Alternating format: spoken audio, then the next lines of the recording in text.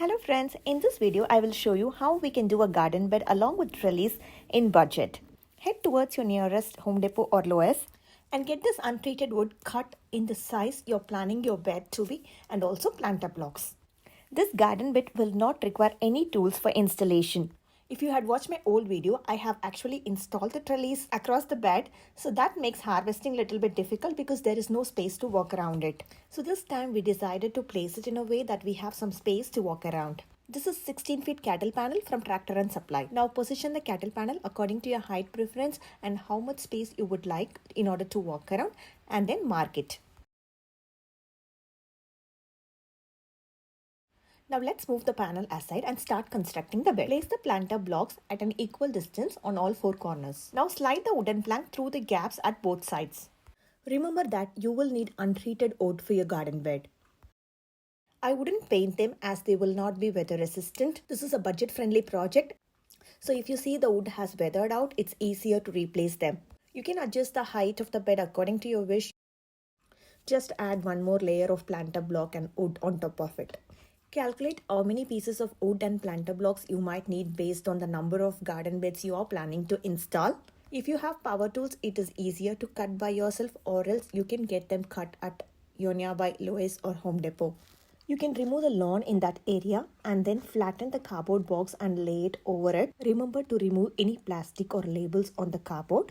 Thoroughly soak the cardboard in water so it will be easier to mold to the soil and break down. Now you can start adding soil and compost. Now the bed is ready and you can start planting. As the plants grow, you can amend it later with additional nutrients like earthworm casting, bone meal, eggshell powder, homemade compost, rice wash water, and much more. Now the bed is ready. Let's start installing the trellis. And for this you will require 4 T-posts. So I am using the T-post of length 5 feet. This is also available in various heights, but if you plan to do as an arch, then this is sufficient. The red tool what I'm using is called T-post driver, and that makes it easier to drive the T-post into the ground. So cattle panel is the hero of our project, and I am using 16 feet cattle panel. You can also do it with 8 feet cattle panel, but you would need 2 of them, and the tutorial to install them is in my shorts video. Place the T-post according to the width of the cattle panel. Align them properly. Don't drive them completely in. Just do it slightly. Place the cattle panel and ensure that you will be able to secure all the 4 sides with the post using heavy duty zip ties or T-post clips. Now repeat the same procedure on the opposite side. We have lot of foundation rocks in our ground, so it makes driving this T-post little bit harder in those areas. So we have to remove and adjust them, and that is the reason why I told you don't drive it completely inside. So it's going to be difficult to get it out. I would love to have more trees in my backyard, but just because of this foundation rock, it's very difficult to dig a hole. I stopped buying them. These cattle panels appear to be lightweight, but their structure and then the sharp edges can cause injury, so they need to be handled with utmost care. Use gloves, and do not forget to pick up the T-post clips when you buy the cattle panel. You can pick them for free when purchased along with the cattle panel. Else, you may want to purchase them at a separate cost in your nearby Home Depot. We forgot to pick up the T-post clip, so we are now using heavy-duty zip ties to secure them.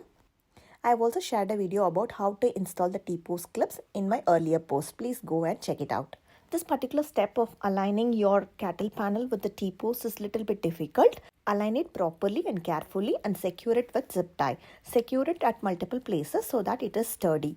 Once you have secured it on one side, then it will be easier on the other side. We are almost done, and I'm really in love with the look, how it turned out to be. I will show you in my future videos like how my plants are using this support and how beautiful they look. For more useful videos on gardening and home, please do subscribe to my channel. Thanks for watching.